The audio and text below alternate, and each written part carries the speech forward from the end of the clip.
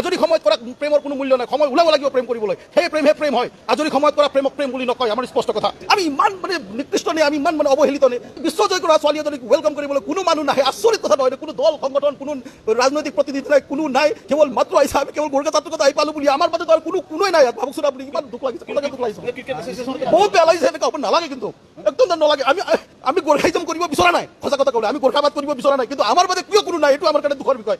আমাৰ বাদে কিয় এছি এৰেঞ্জমেণ্ট নকৰিলে, কিয় চৰকাৰে প্ৰশাসনে এৰেঞ্জমেণ্ট নকৰিলে তাক ৱেলকাম কৰিবৰ কাৰণে? কিয় নকৰিলে আমাৰ প্ৰশ্ন হয়তো, কিয় নকৰিলে তাক ৱেলকাম কৰিবৰ কাৰণে? তাই অসমৰ গৌৰৱ, নৰ্থ ইষ্টৰ গৌৰৱ যেতিয়া হয়, তাক ৱেলকাম কৰিব পৰ্যাপ্ত ইয়াত তাক ইমান ধুনীয়াকৈ লৈ যাব লাগিছিল, ইমান অকলশৰীয়া দিছে, কিমান দুৰ্ভাগ্যৰ কথা। আপোনালোকে নিজে ভাবক, মই ক'বলগীয়া কি কথা আছে আপোনালোকে নিজে চাওকচোন। এই ধৰণে ৱেলকাম হয় নেকি বিশ্ব বিজেতাৰ? আৰু আজৰি সময়ত তেখেতে কালি শংকৰদেৱ কলাক্ষেত্ৰত সম্বোধন কৰিব কোনো মূল্য নাই, সেইটো সঁচা কথা ক'বলৈ গ'লে। আজৰি সময়ত কৰা প্ৰেমৰ কোনো মূল্য নাই, সময় ওলাব লাগিব প্ৰেম কৰিবলৈ। সেই প্ৰেম হয়। আজৰি সময়ত কৰা প্ৰেমক প্ৰেম বুলি নকয়, আমাৰ স্পষ্ট কথা। বিশ্বজয় কৰা ছোৱালী এজনীক ৱেলকাম কৰিবলৈ কোনো মানুহ নাহে, আচৰিত কথা নহয়। কোনো দল সংগঠন, কোনো ৰাজনৈতিক প্ৰতিনিধি নাই,